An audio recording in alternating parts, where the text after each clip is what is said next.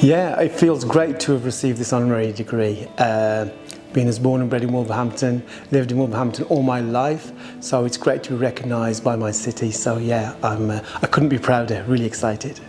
Well, my links with the university, I've done quite a bit of work for public health students here, looking at storytelling, how that can tie in with the work they do, with patients' narratives, with patients' medical stories.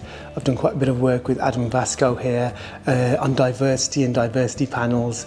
And my connection with the city is, like I said, I was born here, I've lived here all my life, and even though I travel around the world, Wolverhampton is my base and always will be. I've been a storyteller now for 18 years, full-time, self-employed. So that in itself, being a freelance artist, is an achievement in this day and age, with everything going on and the cost of living. But I've travelled the world and I've sort of shared stories from my background, and that's really important to me because I'm from a Punjabi Indian background. So to hear these stories in India, collect them from relatives, translate them from my mother tongue, from Punjabi into English, and then share them in places like Greece or Canada or Lithuania or different parts of Britain, it's just been a huge joy. So that's all I want to do. That's all I always wanted to do, is to share stories from my culture and hopefully connect with audiences around the world. When I was at school, I always knew I was going to do something creative. I didn't know what. I was always into writing poems, always into making up stories. And I didn't know where I would end up, but I knew it would be in the creative field, or I hoped it would be in the creative field. And now that's what I'm doing. I'm, as they say, living my best life at the moment. What advice I would give to people graduating today is be honest, be yourself, have fun, and be passionate about what you're doing.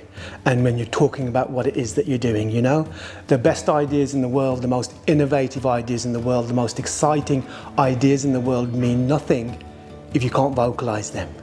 So vocalize them, present them, tell those stories, and tell them with passion and with fire.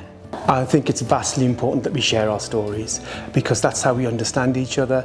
And in a world that is so polarized that it's either black or white, right or wrong, stories, especially folk stories or personal stories that we've lived, they give texture, you know, they give complexity to our narrative and complexity to argument.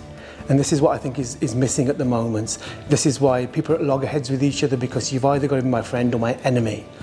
But these stories, some of them are hundreds or thousands of years old, the traditional stories, they tell us that there's a lot more grey than there is black and white. So look at the metaphor in stories, look at those stories and let's think about the stories that we are not only just telling, but who is controlling the narrative. So yeah, stories are part of our DNA.